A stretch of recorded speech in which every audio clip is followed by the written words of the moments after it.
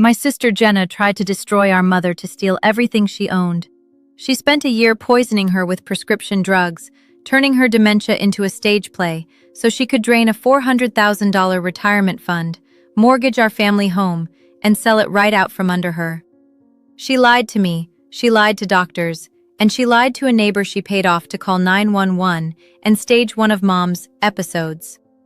She did all of this while playing the part of the devoted, sacrificial daughter. But she made one mistake. She didn't count on her 911 dispatcher sister being able to hear the truth through the static of a lie. This story is how I used every tool at the police department's disposal, surveillance, financial records, and one calculated trap, to expose the monster she truly is at the very moment she thought she had won. Before we get to the confrontation that tore my family apart, thank you for being here. If you believe the truth has to come out, please hit that like button, subscribe to the channel, and stick with me to hear how justice was finally served. The sterile hum of the Phoenix 911 call center was the soundtrack of my life, a low, constant thrum of managed chaos. It smelled of lukewarm coffee, ozone from the servers, and the faint metallic scent of human stress. I, Chloe Davis, at 32, was the conductor of this orchestra of emergencies. For 8 hours a day, I lived in the fractured seconds of other people's worst moments, the car wrecks, the heart attacks, the domestic disputes that exploded like grenades in quiet cul-de-sacs. My voice was my primary tool, a calm, steady anchor I could throw into a sea of panic. I could de-escalate a shouting match, guide someone through CPR, and pinpoint a location from a sobbed, garbled street name. I was good at it. I was the best. It was a world of order, of protocols, of solvable problems, a world that ceased to exist the moment I went home. My own life was a silent, simmering emergency I had no protocol for. A year ago, we'd lost Dad, and the vibrant, witty woman who was my mother, Linda Davis, had begun to fade like a photograph left in the sun. The first few times she misplaced her keys or forgot a name, we dismissed it as grief, but the fog grew thicker. That's when my younger sister, Jenna, stepped in. She quit her paralegal job, a move our extended family hailed as an act of selfless devotion, to become Mom's full-time caregiver. Jenna was the hero, the martyr. I was the career-obsessed older sister, 2 hours away, sending money and listening to Jenna's increasingly grim updates over the phone. "She had a bad day, Chloe," Jenna would sigh, her voice a perfect symphony of exhaustion and sorrow. "She didn't recognize me for a whole hour."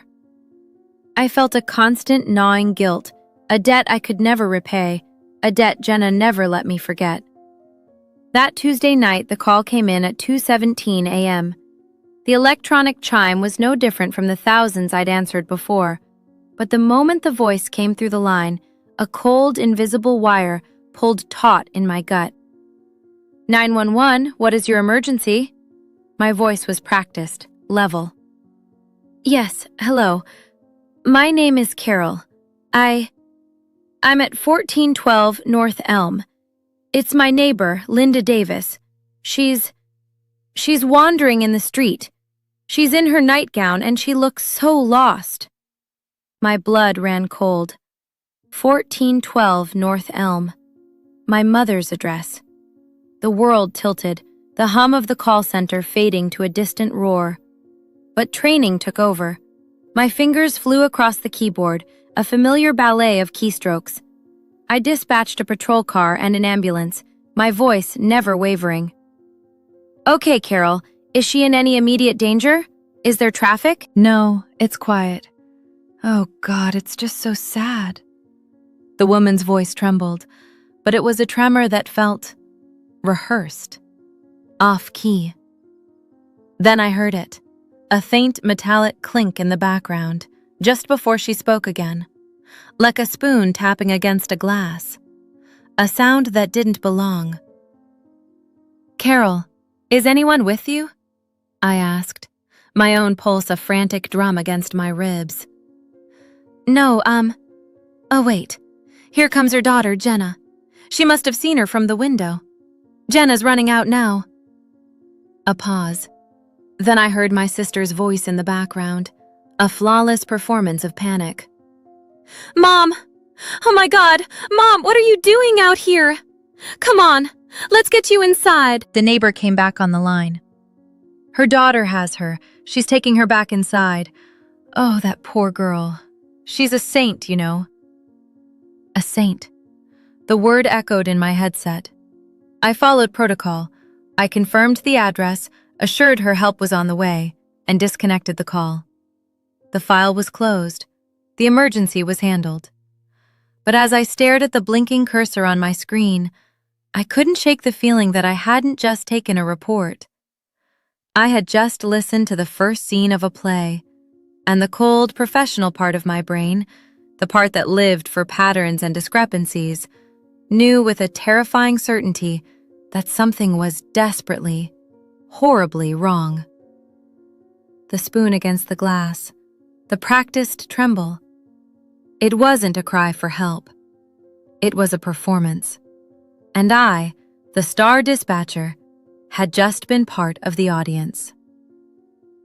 The drive home that morning was a blur of asphalt and a sun that seemed too bright, too cheerful for the gray dread coiling in my stomach.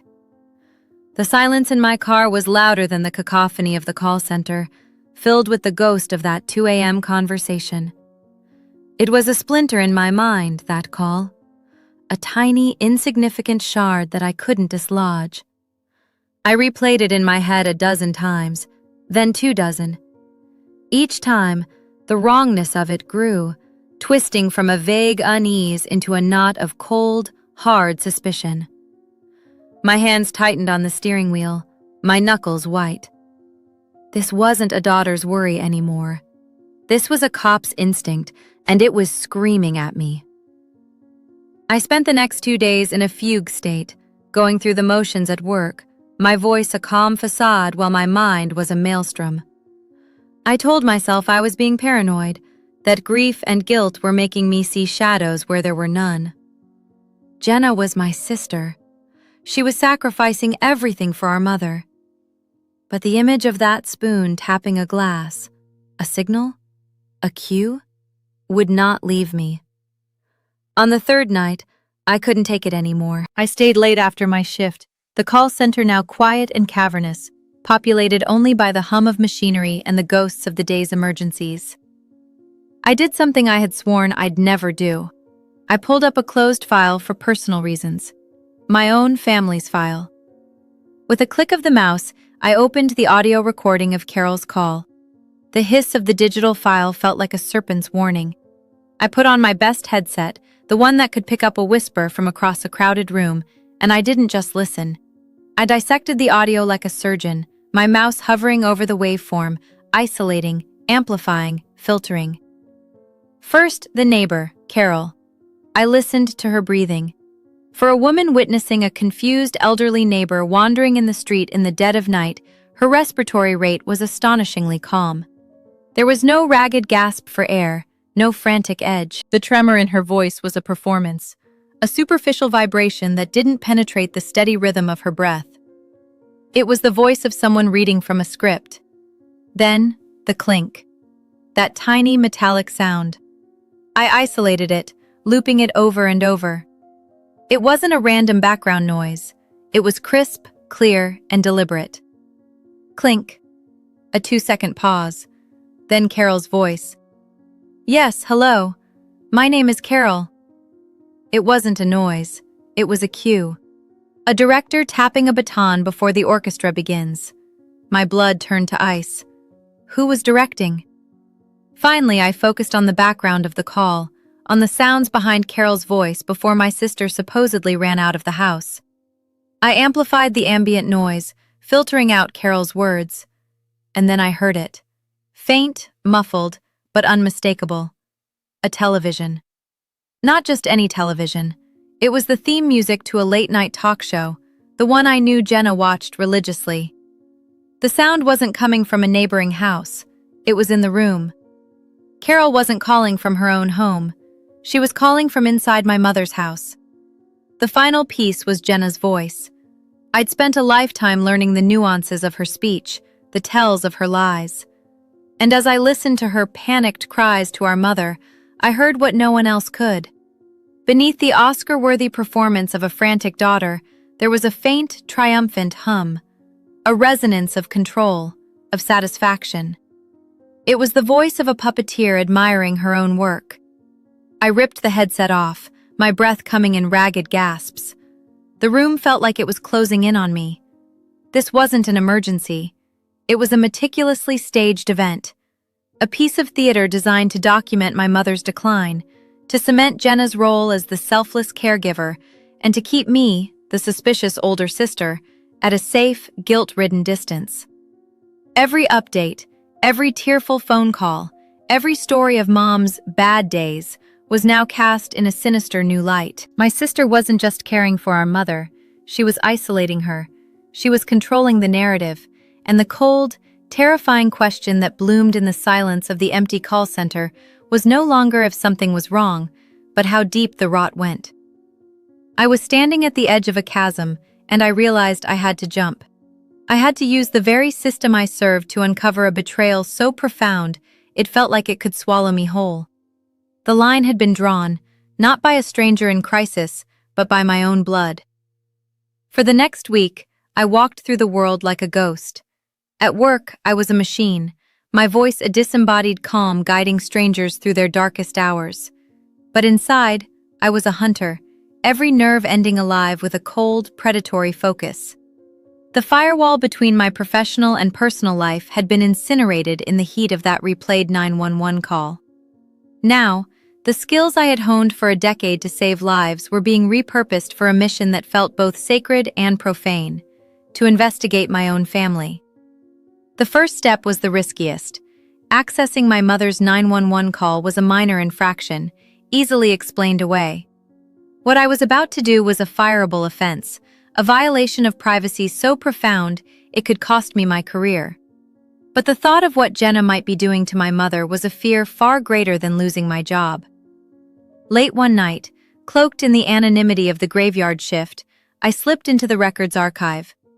My heart hammered against my ribs, a frantic counterpoint to the quiet click of my keyboard. I wasn't Chloe Davis, dutiful daughter anymore. I was a digital phantom, moving through the city's nervous system, searching for the digital breadcrumbs of my mother's decline. I ran a query, my search parameters narrow and specific. All 911 calls originating from a 2-block radius of 1412 North Elm over the past 12 months. The results populated the screen with a speed that made my stomach clench. There were 9 calls in total concerning my mother, 9 separate incidents of her being confused, lost, or agitated. 9 moments of crisis, each one dutifully reported to me by Jenna with heartbreaking detail. But I wasn't looking at the details anymore. I was looking for a pattern. I cross-referenced the dates and times of the calls with my own calendar, my personal emails, my text message history with Jenna. My breath caught in my throat. The screen in front of me wasn't a list of random medical emergencies. It was a goddamn schedule. The first call, a year ago, happened 2 days before I was scheduled to drive down for the anniversary of Dad's death. Jenna had called me, crying, saying Mom was too unstable for visitors. I'd canceled my trip. The second call from a different, concerned neighbor occurred on the very afternoon I was supposed to have a video call with Mom's financial advisor to review her portfolio. Jenna had insisted on handling it alone, saying Mom was having a terrible episode and couldn't be disturbed. I had agreed, grateful for her strength. The pattern was as clear as it was monstrous. 3 of the calls, including the most recent one, happened within 48 hours of a planned visit from me. 4 others coincided perfectly with major financial deadlines or appointments: tax season, insurance renewals, a meeting with the bank. Each episode was a meticulously timed weapon, a strategic move on a chessboard I didn't even know I was playing on. They were designed to do 2 things: isolate our mother from me and grant Jenna sole, unquestioned control over her life and her finances. The room felt cold, the air thin. I stared at the data, the objective, undeniable proof. The feeling was a nauseating mix of professional validation and personal horror. It was the cold, clinical certainty of a detective fitting the last piece of a puzzle into place. Only the puzzle was my mother's life, and the picture it formed was of a cage. A carefully constructed prison disguised as a loving home. My sister's tearful phone calls weren't updates. They were alibis. Her sacrifices weren't acts of love. They were investments. She wasn't just managing Mom's confusion. She was orchestrating it. The realization settled over me, not with a crash, but with a quiet, lethal weight. I was looking at a long con, a year-long campaign of psychological warfare waged against a vulnerable woman, all documented with the chilling efficiency of 911 call logs. The why was becoming sickeningly clear. It had to be about the money. But the how? How could Jenna predict or even induce these episodes with such pinpoint accuracy? The question led me down a darker path than I could have ever imagined. The neighbors were puppets, I was the fool, and my mother was the pawn. But what was Jenna? What kind of person could do this? The answer, I feared, was buried somewhere deeper than call logs, in the very chemistry of my mother's blood. My next step was no longer about data, it was about flesh and blood. The Greasy Spoon Diner smelled of stale coffee, bacon, and the kind of quiet desperation that clings to vinyl booths. It was a world away from the sterile, controlled environment of my call center. I was meeting Mark, a paramedic with 10 years on the job and eyes that had seen too much and said too little. He was part of the team that had responded to the most recent call about my mother. I had pulled his name from the report, a small, justifiable use of my access. He thought we were here to catch up, a casual chat with the dispatcher whose voice he'd heard on 1,000 bad calls. He had no idea he was my star witness. "Chloe, good to see you off the headset," he said, sliding into the booth. He had a tired, kind face, the sort that could calm a terrified child or soothe a dying man.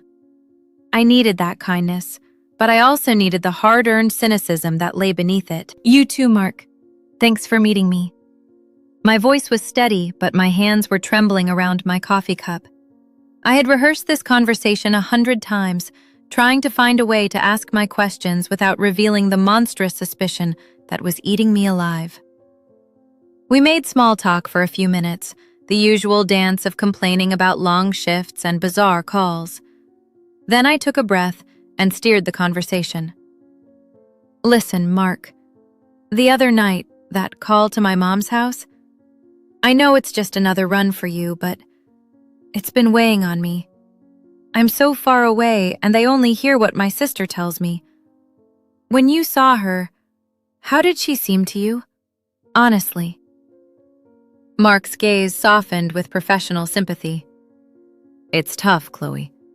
Dementia is a cruel disease. She was disoriented, for sure. Very groggy. Your sister, Jenna, she handles it like a pro. Had her back inside and calm before we even got the stretcher out." He was giving me the textbook answer. The answer Jenna had so carefully curated. I had to push, gently. "Groggy. That's the word Jenna always uses," I said, letting a calculated weariness seep into my voice. "It just seems to come on so suddenly. One day she's fine, remembering Dad's old stories, and the next, she's just gone. Does it usually happen like that? Like a switch being flipped?" I watched his face carefully. A flicker of something crossed his eyes, not suspicion, but a kind of professional dissonance.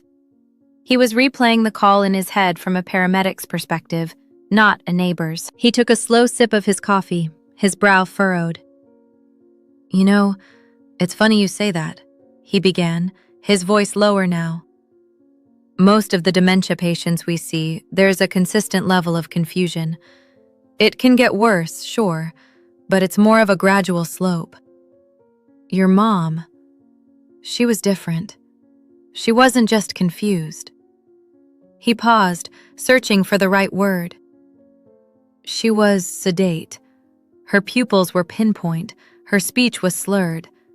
If I didn't have the dispatch info telling me it was a known dementia case, if I was just responding to a woman down call, He trailed off, and the silence stretched between us, thick and heavy.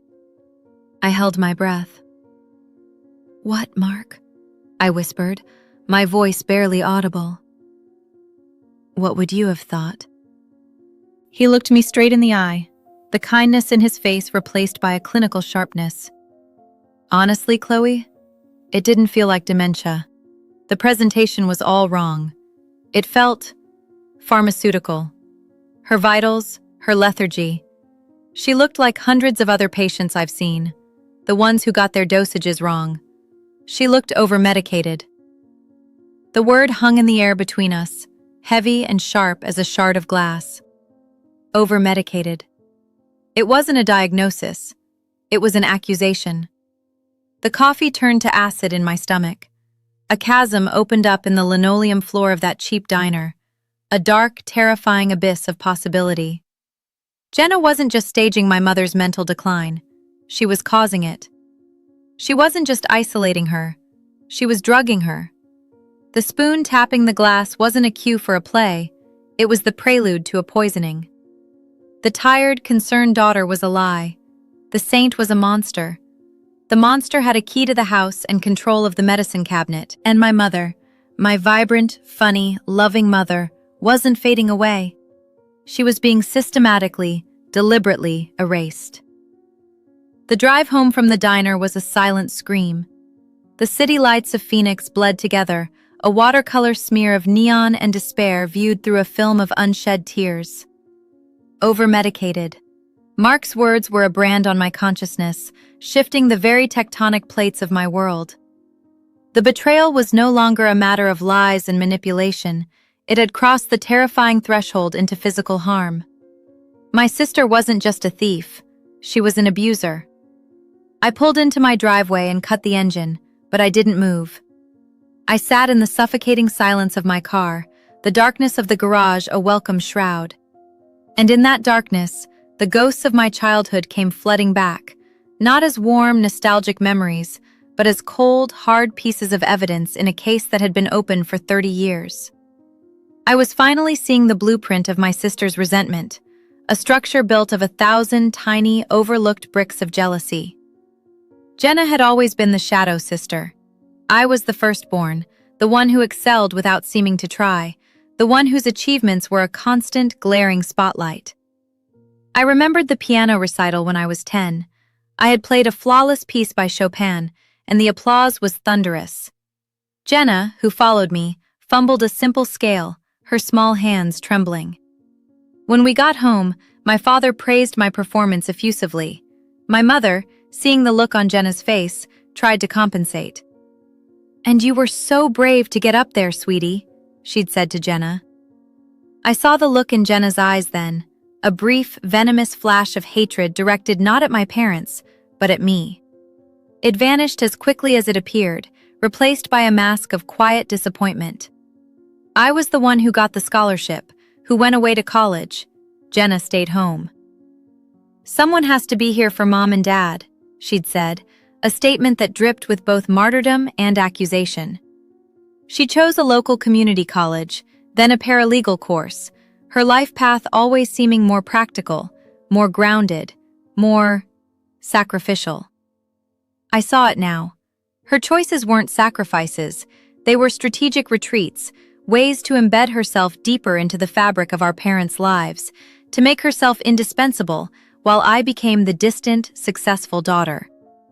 The ultimate weapon in her arsenal had always been her perceived selflessness.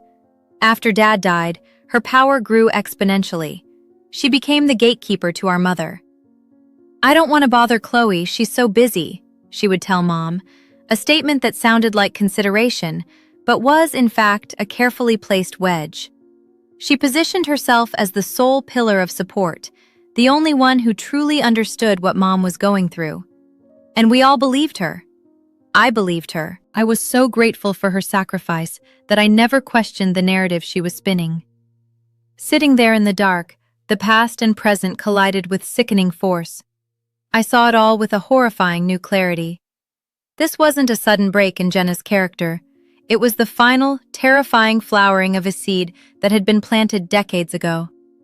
Every resentment, every perceived slight, every moment spent in my shadow had been accumulating interest, compounding into a debt of rage she was now cashing in. And my mother was the price. Jenna wasn't just stealing a house, she was stealing a life, a narrative. She was finally taking center stage, casting herself as the tragic hero in a drama of her own creation. She was erasing my mother to finally eclipse me. The grief I felt was sharp and profound, a mourning for the sister I thought I had. But beneath the grief, a harder, colder emotion was beginning to form. It was the same emotion I felt on the job when I heard a child's cry in the background of a domestic dispute, or the click of a gun being cocked. It was rage. A clean, clarifying rage that burned away the fog of confusion and guilt. The time for sorrow was over. The time for doubt was over. My sister had started a war, cloaking her attacks in the guise of love. She didn't know that I was a veteran of other people's wars, and I was done being a spectator in my own. I got out of the car, my movements no longer hesitant or weary. Every step toward my front door was steady, purposeful. I was going to take back my mother's life, and I was going to burn my sister's lies to the ground. The clean, clarifying rage that had propelled me from my car sustained me for exactly 12 hours.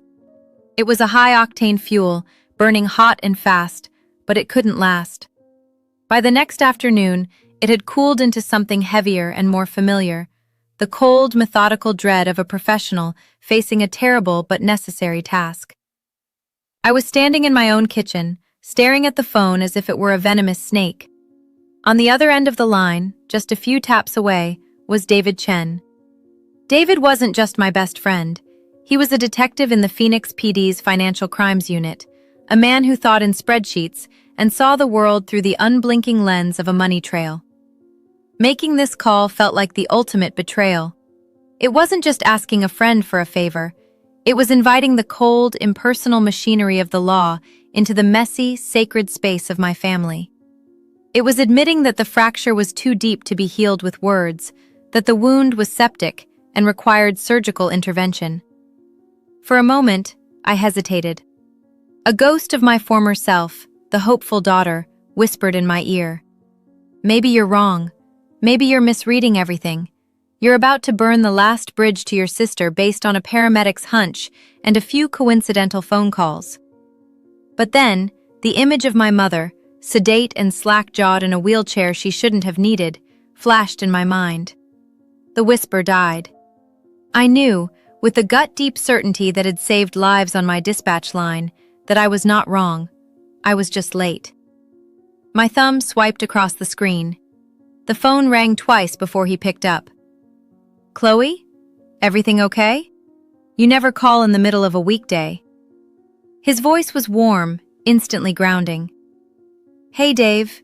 Yeah, I'm not okay. The admission came out as a ragged whisper, the first crack in the professional armor I'd worn for days. Talk to me. What's going on? The warmth in his voice was instantly replaced by the focused calm of a detective. I stumbled through the story, the words feeling clumsy and monstrous as they left my lips. I told him about the 911 call, the staged performance, the impossible timing of my mother's episodes, the paramedic's chilling observation. I tried to keep it clinical, to present it as a series of data points, a puzzle to be solved. But my voice kept breaking, the daughter's grief warring with the cop's analysis. David listened without interruption, a skill I knew he had perfected in sterile interrogation rooms. The silence on his end wasn't empty. It was absorbent, giving me the space I needed to lay out the ugly architecture of my suspicion. When I finished, there was a long pause. I could hear the faint, familiar sounds of a busy precinct in the background, phones ringing, keyboards clattering. Okay, he said finally, his voice carefully neutral. Okay, Chloe. This is a lot. Tell me I'm crazy, Dave, I pleaded. Tell me I'm grieving and paranoid and need to take a vacation. Another pause. I can't do that, he said, and the quiet finality in his tone both terrified me and validated me. Look, Hunches are one thing. Proof is another. You know that. You said Jenna has power of attorney, right? Yeah. She got it right after Dad died. Mom was a mess. It seemed like the right thing to do. The memory was now tainted, a moment of family unity revealed as a strategic power grab. That's the key, he said, his voice shifting fully into detective mode.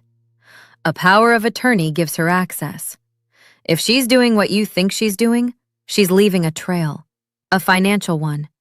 Bank statements, credit card records, loan applications. They don't lie. They don't have good days and bad days. They just are. My stomach twisted. You want to pull her financials? I want to pull your mother's financials, he corrected gently. As a potential victim of elder financial abuse, she's entitled to that protection. We can do it quietly, a preliminary inquiry, no sirens, no flashing lights, just a look at the books. But I need you to be sure, Chloe. Once we cross this line, there's no going back. If there's a crime here, my duty is to the victim, not to your family. The choice was laid bare. I could retreat back into the comfortable fog of denial, or I could step into the harsh, unforgiving light of the truth. I looked around my sterile, quiet apartment, a place I had built as a refuge from the chaos of my job. But the chaos wasn't outside anymore. It was in my blood, my history, my future. There was no refuge. Do it, I said, my voice cold and steady. I need to know. Pull it all. 2 days later, the world ended in a manila envelope. David didn't call. He showed up at my door after his shift, his face grim, the envelope tucked under his arm like a slab from a tombstone. The sight of it made my knees feel weak. It was one thing to harbor suspicions in the dark corners of my mind. It was another to see them printed in the cold, unforgiving black and white of bank statements. You want a beer first?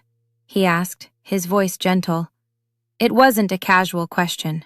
It was a warning. Brace yourself. No, I said, my voice tight. Let's just get it over with. We sat at my small kitchen table, the same table where I ate my lonely dinners and paid my bills. He slid the envelope across the polished surface. For a moment, I just stared at it.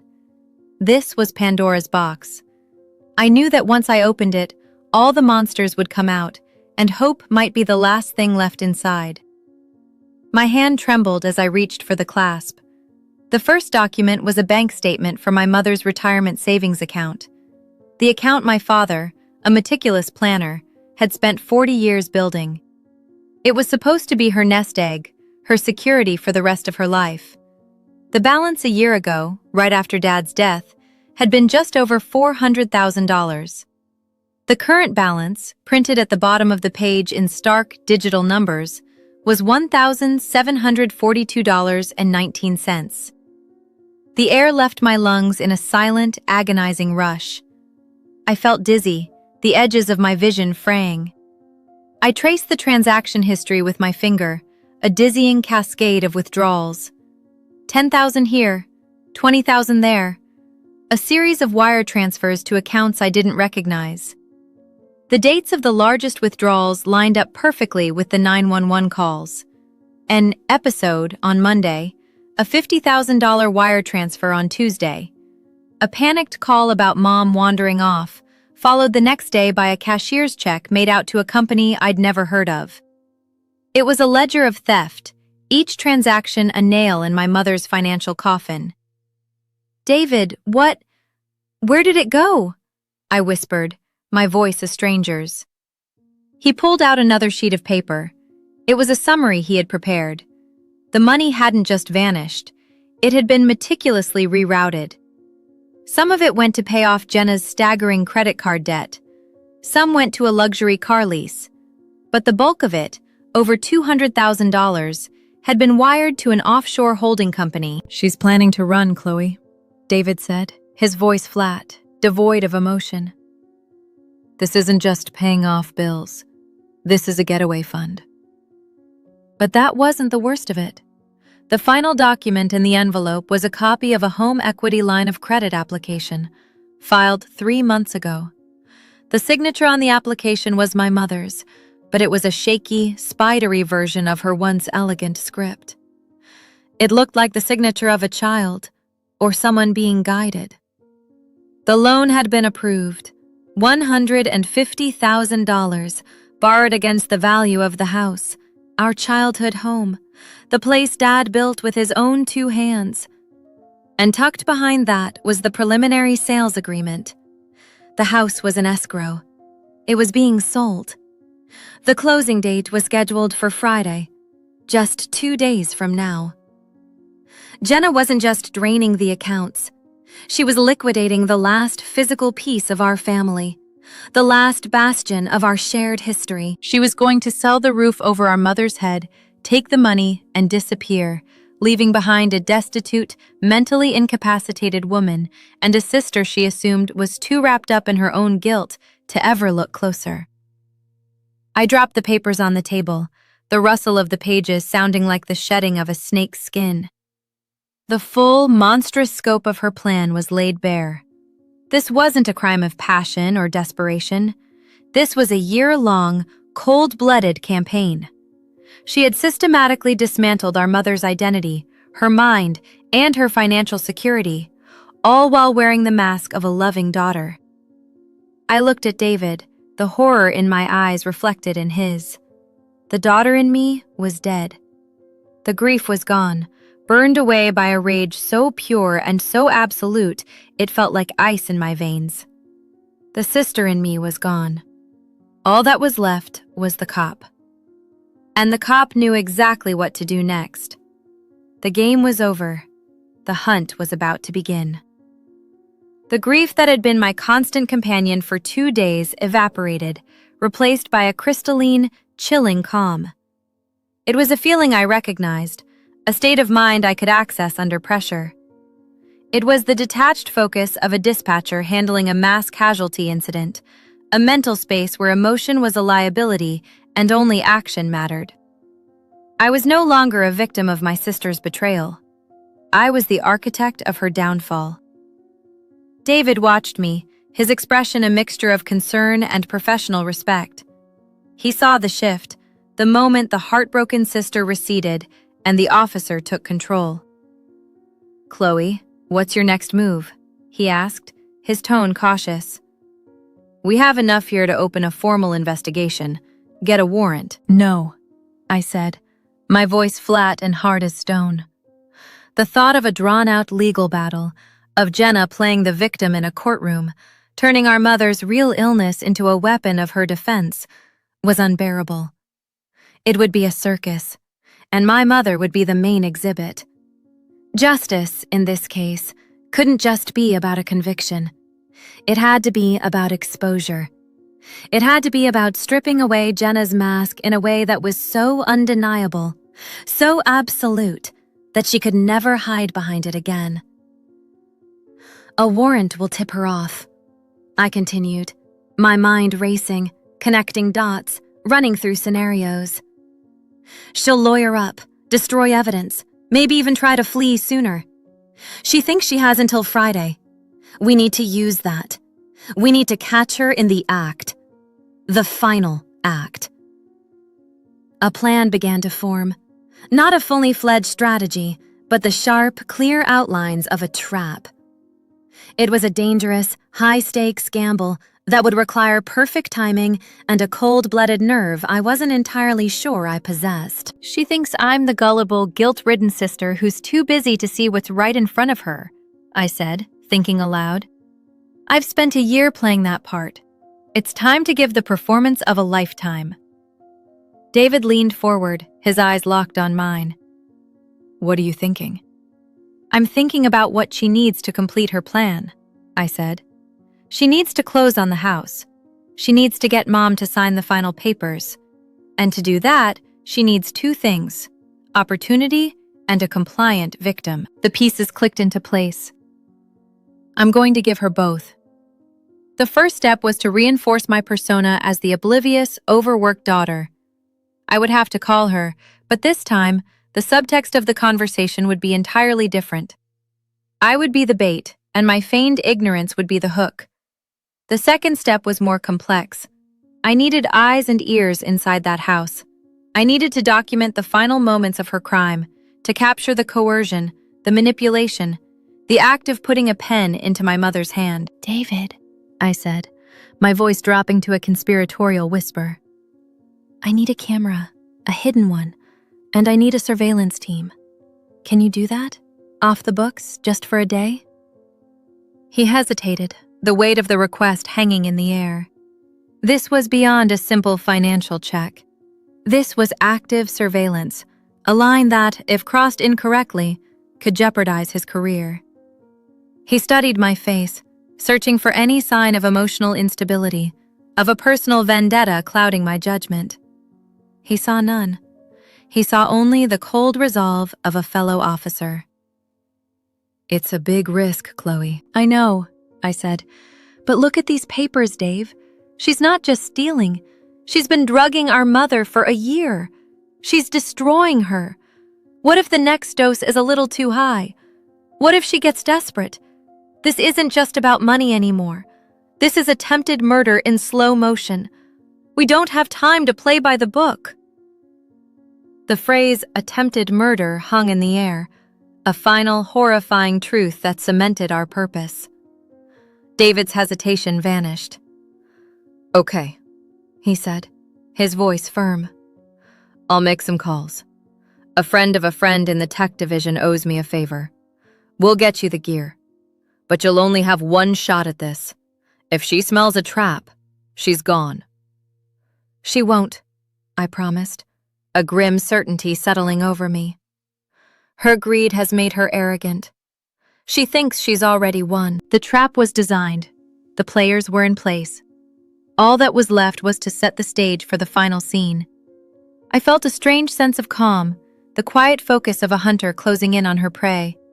The love I once had for my sister was a ghost, a phantom limb that ached with a memory of what used to be. Now, all that remained was a cold, hard sense of duty, to my mother, to the truth, and to the justice that had been sleeping for far too long. The following morning, I sat in my car in a grocery store parking lot, the phone feeling like a 50-pound weight in my hand. This was the first move, the cast of the line. Everything depended on my ability to be the person Jenna believed me to be, the loving, worried, and completely clueless older sister. My heart was a frantic bird against my ribs. I had faced down armed men over the phone, talked people off ledges, but this felt infinitely more terrifying. This was a lie I had to sell to the person who knew my voice better than anyone on earth. I took a deep, shuddering breath, picturing my mother's face, her real smile, the one I hadn't seen in a year. The image was my anchor. I pressed the call button. It rang 3 times before she answered, her voice a practiced melody of weary concern. Chloe, is everything okay? Hey, Jenna, I began, injecting a note of frazzled exhaustion into my tone. Yeah, I'm fine. It's just, work has been insane. They're making me pull a double. A full 48-hour shift starting tonight. Some kind of citywide system upgrade. We're going to be in lockdown, no personal calls. Can you believe it? I added a bitter little laugh for effect. I could almost hear the gears turning in her head through the phone. A 48-hour window, no calls, no chance of a surprise visit. It was the perfect, unexpected gift, the opportunity she'd been waiting for. There was a perfectly timed pause on her end, filled with what was meant to sound like sisterly sympathy. Oh, honey, that's awful. You work too hard. Are you going to be okay? I'll live, I sighed. I'm more worried about Mom. How is she doing today? She's having a good day, actually, Jenna said, and I could hear the barely suppressed excitement, a bright, sharp edge beneath the soft blanket of her voice. She's lucid. We were just looking at old photo albums. It was a masterful lie, designed to reassure me, to make me feel even more guilty for not being there on one of her rare, good days. That's great to hear. I said, letting my voice crack just a little. Jenna, I feel so terrible, especially with this shift. Can you just give her a hug for me? Tell her I love her and I'll call the second I'm out of here on Friday morning. By naming the day, Friday, I was setting the timeline, reinforcing the idea that she had until then to act. Of course I will, she cooed. Don't you worry about a thing, Chloe. You just focus on work. I've got everything under control here. Mom and I will be just fine.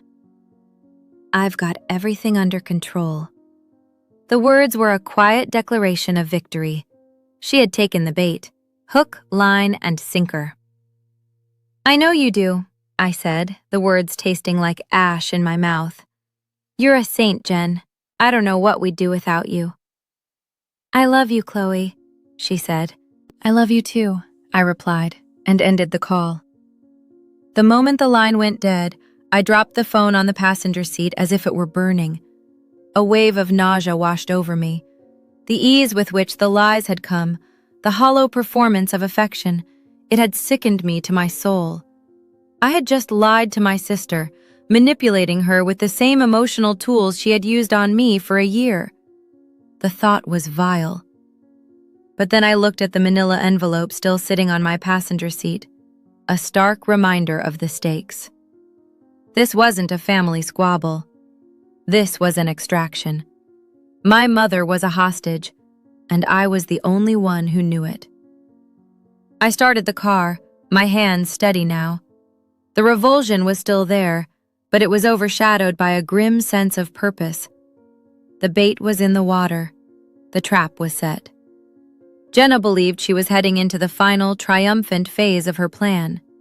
She had no idea that she wasn't the predator anymore. She was the prey, and the hunter was on her way. The office of Police Chief Miller was a space designed to project authority. It smelled of wood polish and old leather, and the walls were covered in plaques and commendations, a testament to a long and decorated career. It was also the last place I wanted to be. Asking David for help was one thing. He was my friend. Asking the chief of police to sanction a covert surveillance operation based on my family drama felt like career suicide. But I had no choice. The tech gear David had procured was professional grade, but using it without a warrant was illegal. I needed official, albeit quiet, approval. I needed the chief's blind eye. Miller was a man in his late 50s, with a face carved from granite and a reputation for being tough but fair. He'd known my father. They had played poker together once a month for 20 years. This was my only advantage, a thin thread of personal connection in a situation that was strictly professional. Davis, he said, gesturing to the chair in front of his massive desk. He didn't smile.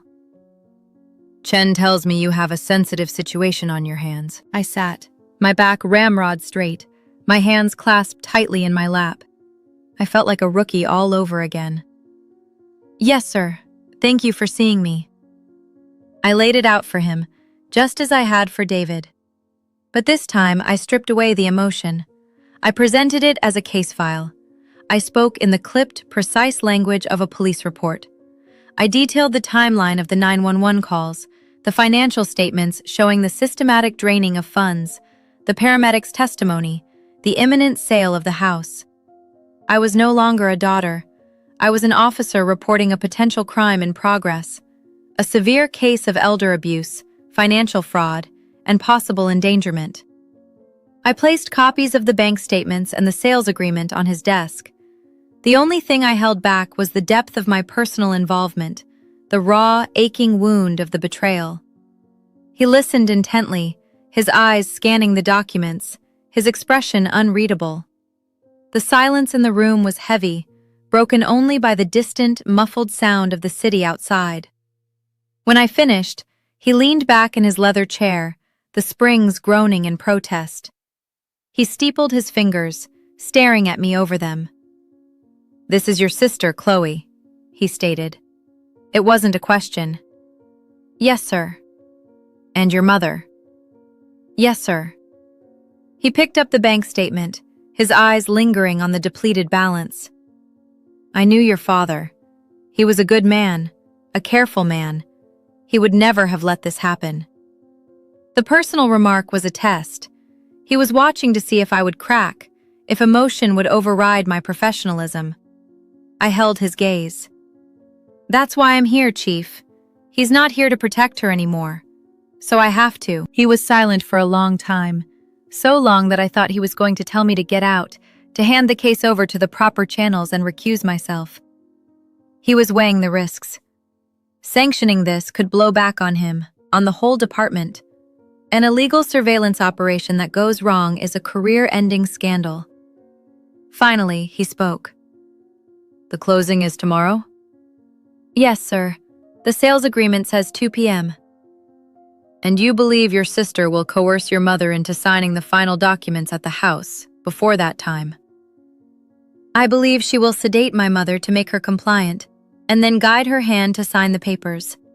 And I believe she intends to leave the country shortly after. He nodded slowly, his gaze still fixed on me. Detective Chen has a high-risk warrant team on standby? My heart leaped. He wasn't saying no. He does, sir, but I was hoping to avoid a dynamic entry, for my mother's sake. If we could just document it, get the final piece of evidence on tape, we could make the arrest quietly after the fact. He considered this. A quiet arrest was always cleaner, less paperwork, less media attention. What you're asking for is a one-party consent surveillance with no warrant, based on the word of an involved party. It's a legal gray area the size of the Grand Canyon, Davis.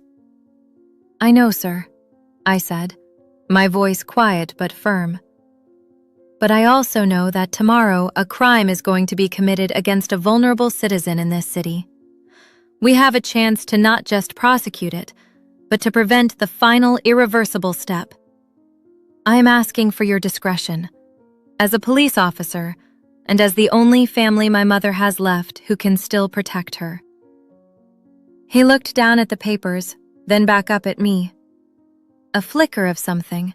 Empathy? Memory of my father? Crossed his face. You have a 24-hour window, he said, his voice a low grumble. The tech goes in tonight. The surveillance is live tomorrow morning. You and Chen will run it from a mobile unit. But Chloe... He leaned forward, his eyes boring into mine. If this goes sideways, this conversation never happened. You were a distraught daughter who took a leave of absence, and Detective Chen was following a hunch on his own time. Do you understand me? Crystal clear, sir, I said, a wave of relief so powerful it almost made me dizzy washing over me. Good, he said, pushing the papers back toward me. Now get out of my office. And for God's sake, Davis, nail her. The surveillance van was a claustrophobic metal box, smelling of stale air and nervous sweat. It was parked 3 houses down from my mother's, hidden in plain sight among the contractor trucks and soccer mom SUVs of the quiet suburban street. Inside, it was a different world. A bank of monitors glowed in the dim light, showing 4 different angles of my mother's living room. The video feed came from a tiny, high-definition camera David's tech contact had disguised as a smoke detector and installed in the dead of night. I sat beside David, my headset on, listening to the intimate sounds of my own childhood home, now a crime scene in waiting. Every creak of the floorboards, every distant birdsong felt amplified, charged with a terrible significance. We had been there since dawn. For hours, the scene on the monitors was painfully, deceptively normal. Jenna moved through the house with a practiced, gentle efficiency. She made my mother breakfast, spoon-feeding her oatmeal with a patient smile. She read the newspaper aloud, her voice calm and soothing. She brushed Mom's hair, her movements tender. Watching it, a part of me, a deeply wounded, hopeful part, began to doubt again. Maybe I was wrong. Maybe she really is just a loving daughter, overwhelmed and making bad financial decisions. The performance was flawless, a masterclass in compassionate caregiving. But I wasn't just watching, I was listening. And through the high-fidelity microphone, I could hear the subtle dissonances that the camera couldn't capture. I could hear the faint, sharp edge of impatience in Jenna's voice when Mom took too long to swallow. I could hear the condescending, infantilizing tone she used. "There we go, that's a good girl," she'd coo, a phrase you'd use for a toddler, not the woman who raised you. And I could hear what my mother was saying, or rather, what she was trying to say. Her words were slurred, her thoughts fragmented, but they weren't the ramblings of a mind lost to dementia. They were protests. "No, tired," she would mumble. "Don't want, sleepy." Each time, Jenna would cut her off with a cheerful, dismissive, "Oh, Mom, don't be silly. You know you need your vitamins." The vitamins were administered at 10 a.m. I watched on the monitor as Jenna crushed 2 small white pills into a spoonful of applesauce. My mother turned her head away, a flash of her old, stubborn spirit. Jenna's smile tightened, becoming a hard, flat line. For a second, the mask slipped. I saw the raw, ugly frustration in her eyes. She grabbed Mom's chin, her grip firm, and forced the spoon into her mouth. "Come on, Mom, open up. It's good for you," she said, her voice a terrifying hybrid of sweet persuasion and cold command. I flinched as if I'd been struck, a strangled cry catching in my throat. David put a steadying hand on my arm. The effect of the pills was swift and devastating. Within 30 minutes, the flicker of protest in my mother's eyes was extinguished. She slumped in her armchair, her head lolling to one side, her body pliant and unresponsive. She was a doll, a prop, ready for the final scene. I felt a surge of nausea so powerful I had to close my eyes. I was watching my sister drug my mother into submission on a live feed, and my role, my terrible, necessary role, was to do nothing. To let it happen. To document the abuse. To gather the final, damning piece of evidence, even as every instinct screamed at me to kick down the door and rip that spoon from my sister's hand. David's voice cut through my horror. "Look, car's pulling up." I opened my eyes. On the monitor showing the street view, a black sedan had parked at the curb. 2 people got out, a man in a cheap suit carrying a briefcase, and a woman who had the brisk, impersonal air of a notary public. "It's time," David said, his voice low and grim. I watched them walk up the driveway, my heart a cold, heavy stone in my chest. The trap was about to spring. The final betrayal was about to be recorded for posterity. And I, the silent witness, could only watch and wait for the moment I could finally trade my headset for a pair of handcuffs.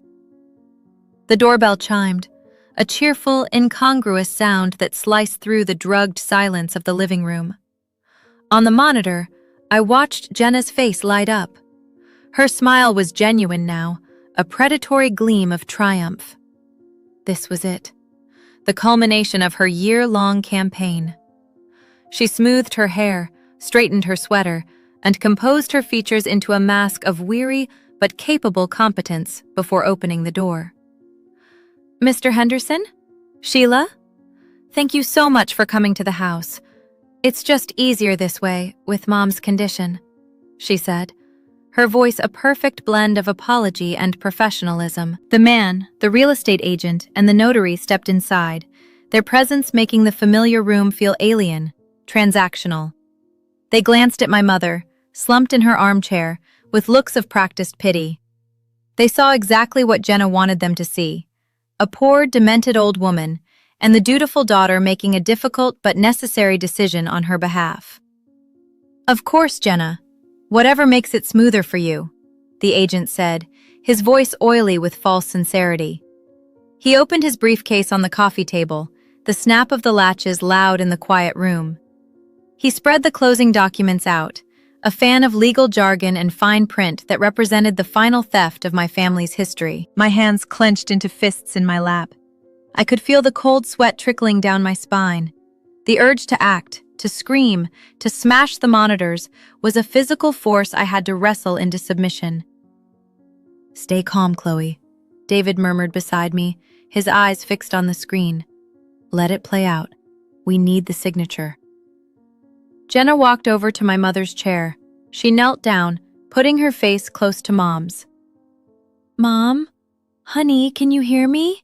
she cooed, her voice dripping with fake tenderness. She gently shook Mom's shoulder. There was no response. Mom's head just lolled back. "She's having one of her sleepy spells," Jenna explained to the room, a flawless performance of loving frustration. "But the lawyer said this is fine, as long as she makes her mark." She took a pen from the agent's briefcase and wrapped my mother's limp fingers around it. The sight was grotesque, a violation so profound it felt obscene. My mother, the woman who had taught me how to hold a crayon, who had signed every one of my report cards with a proud flourish, was being used as a puppet to sign away her own home. "Okay, Mom, just right here," Jenna whispered, guiding the pen. "Just a little scribble. That's all we need." I watched, my breath held, as my mother's hand, propelled by my sister's, moved across the signature line. It wasn't a signature. It was a jagged, meaningless scratch. A scar on a legal document. A final act of desecration. "There we go," the notary said, her voice bright and businesslike. She quickly applied her stamp and signature. "All done. Congratulations, Jenna. Congratulations." The word was a gunshot in the silent van. Jenna's smile was blinding. It was the smile of a victor, a conqueror. She had done it. She had stolen everything. She had won. "Now," David said, his voice a low, cold command. He clicked a button on his console, speaking into his own mic. "Team is a go. Quiet entry. Now." On the monitor, I saw the notary and the agent shaking Jenna's hand, gathering their papers, ready to leave. Jenna was practically vibrating with excitement, already reaching for her phone, probably to check the balance of her offshore account. She thought it was over. She had no idea it was just the beginning. The front door she was walking toward wasn't an exit. It was the end of the line. The moment the real estate agent's hand touched the doorknob, the front door swung inward, silent and swift. It didn't burst open. There was no dramatic crash. The entry was a thing of quiet, lethal efficiency. Two uniformed officers and a plainclothes detective, David's colleagues, stepped into the living room, their presence instantly sucking all the air out of the space. They moved with a calm, deliberate authority that was more intimidating than any shout. The blood drained from Jenna's face. The triumphant smile froze, then shattered, crumbling into a mask of pure, uncomprehending shock. Her eyes darted from the officers to the bewildered agent, and then, as if drawn by a magnet, they flicked upward, directly toward the smoke detector on the ceiling. In that instant, she knew. She knew she'd been watched. The agent and the notary froze, their hands full of incriminating documents, their faces a comical mixture of confusion and fear. "What's going on here?" the agent stammered. The detective in charge ignored him. His eyes were locked on my sister. "Jenna Davis?" he asked, his voice flat and devoid of emotion. And then I moved. David stayed with the van, but I was out the door before he could stop me, my own feet carrying me across the manicured lawns of my childhood. I entered the house just behind the officers. I didn't enter as a cop. I didn't have my badge out. I entered as Chloe, her sister, the final piece of the puzzle. Jenna saw me, and for a fleeting second, her shock was eclipsed by a flash of the purest hatred I had ever seen. It was the look from the piano recital, magnified 1,000 times. The mask was gone. The saint was gone. All that was left was the raw, ugly core of her resentment. "You!" she hissed, the word a venomous dart. "You did this." "No, Jenna," I said, my voice shaking but clear. "You did this. You did this to her." I pointed to our mother, still slumped in the chair, a pawn in a game she didn't even know was being played. The reality of her situation crashed down on her. The trap wasn't just sprung, it was airtight.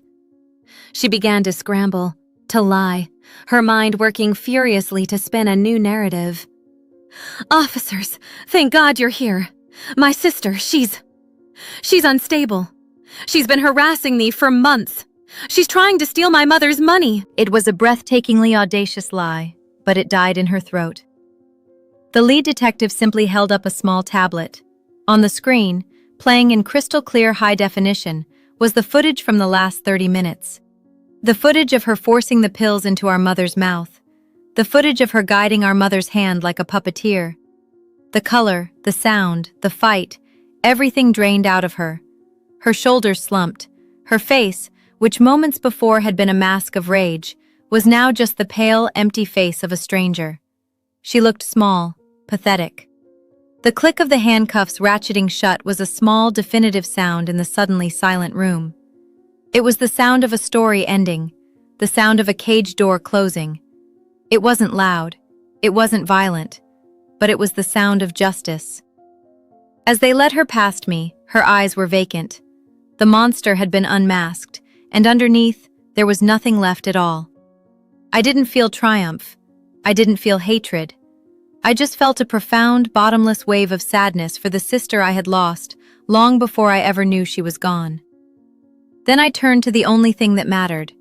I walked over to my mother, knelt down, and took her limp, cool hand in mine. "I'm here now, Mom," I whispered, tears finally streaming down my face. "I'm here. It's over." The weeks that followed the arrest were a blur of sterile white rooms and the quiet, rhythmic beeping of medical monitors. The whirlwind of legal proceedings, police reports, and media inquiries faded into a distant, unimportant hum. My world shrank to the size of a private room at the Scottsdale Neurological Institute, a place that specialized in unwinding the kind of damage my sister had wrought. My leave of absence from the 911 call center was indefinite.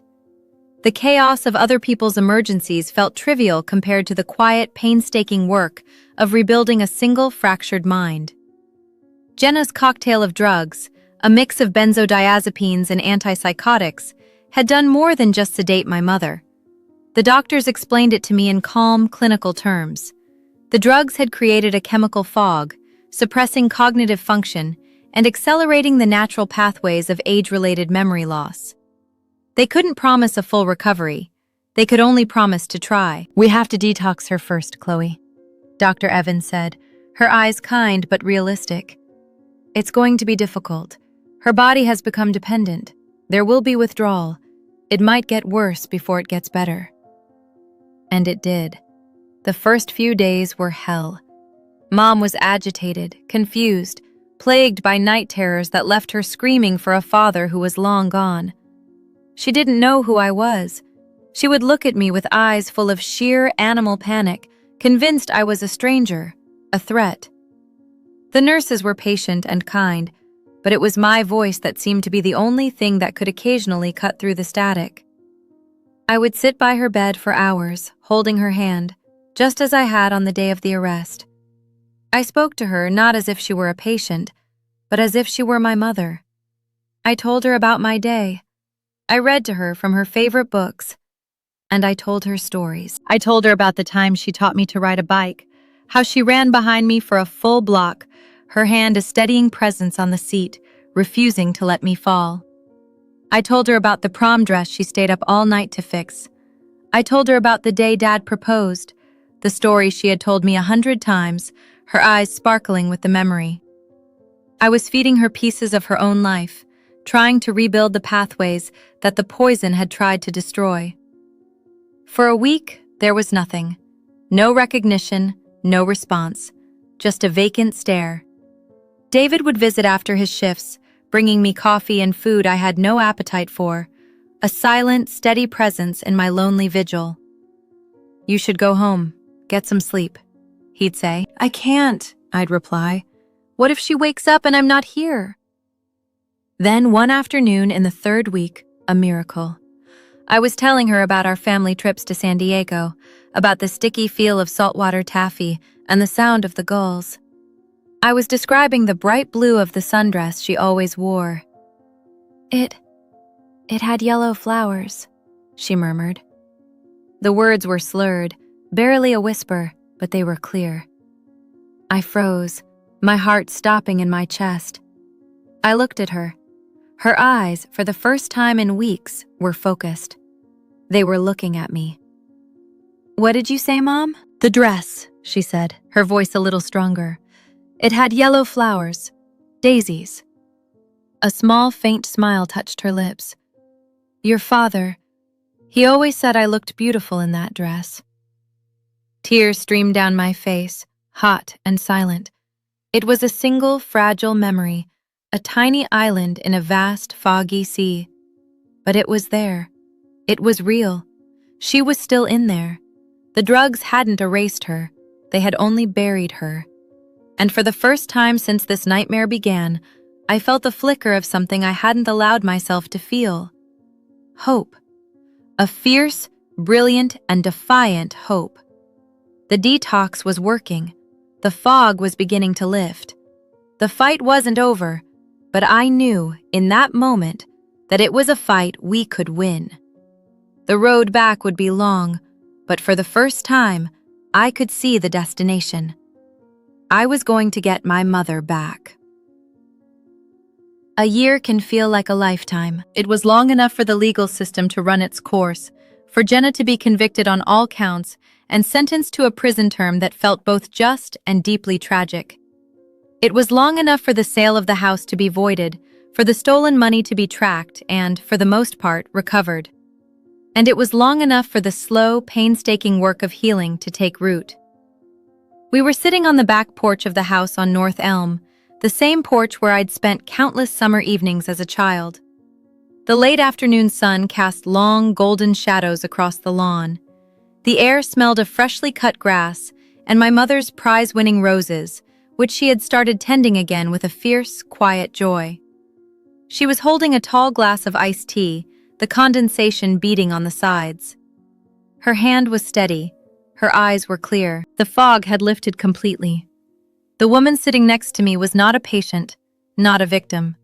She was Linda Davis, witty, stubborn, and sharp as a tack. The recovery had been slow, with peaks and valleys, but it had been steady. The doctors called it remarkable. I called it a testament to the stubborn, resilient core of the woman I had always known. "You know," she said, her voice clear and strong, "I have memories from that year. They're like scenes from a bad dream. Fuzzy. I remember feeling so tired all the time, so confused, and I remember being afraid."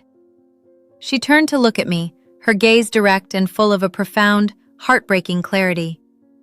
"But I don't remember ever feeling alone. Even in the fog, I think I knew you were looking for me." "I was always looking for you, Mom," I said, my voice thick with emotion. I reached over and took her hand. It was warm and strong in mine. We never spoke of Jenna. Her name was a ghost in the house, a wound that had scarred over but would always be there. My mother had refused to testify at the trial, a final, quiet act of a love I couldn't fully comprehend. But she had given me her blessing to see justice through. Forgiveness, she had once told me, was a separate path, one she would have to walk on her own, in her own time. My own path had led me back to the call center, but something had changed. The chaos on the other end of the line no longer felt like a world apart. It felt connected. A reminder that behind every emergency, there are layers of stories, histories of love and pain that lead to that one desperate moment. My work was no longer just a job.